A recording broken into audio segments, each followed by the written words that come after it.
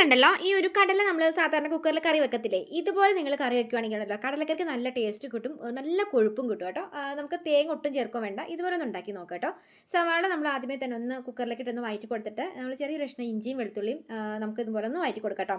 കൂടുതൽ കുറച്ച് കറിവേപ്പിലയും അതുപോലെ തന്നെ ഒരു ഹാഫ് തക്കാളി ഇത്രയും കൂടെ ഒന്ന് വഴറ്റി കൊടുത്തിട്ട് നമുക്ക് അതിനകത്തേക്ക് ഉണ്ടല്ലോ ഒരു 1.5 സ്പൂണോളം മല്ലിപ്പൊടിയും അതുപോലെ തന്നെ ഒരു ആവശ്യത്തിന് ഒരു സ്പൂണോളം മുളക് പൊടിയും കൂടി ഇട്ടിട്ട് മസാല നന്നായിട്ട് വഴറ്റി കൊടുത്തതിന് ശേഷം ഉണ്ടല്ലോ നമ്മൾ കുതിർത്തി വെച്ചേക്കുന്ന കടല ഒരു 3/4 ഭാഗത്തോളം കടല ഇതുപോലെ ഉപ്പിട്ടിട്ട് വെള്ളം ഒഴിച്ചിട്ട് വെക്കുക.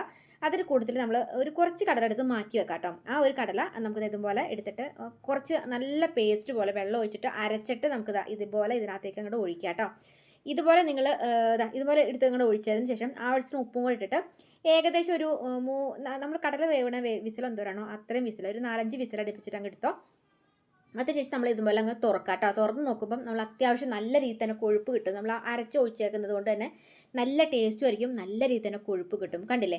അപ്പോൾ ഇതുപോലെ നിങ്ങൾ കടലക്കറി ഉണ്ടാക്കാം കേട്ടോ.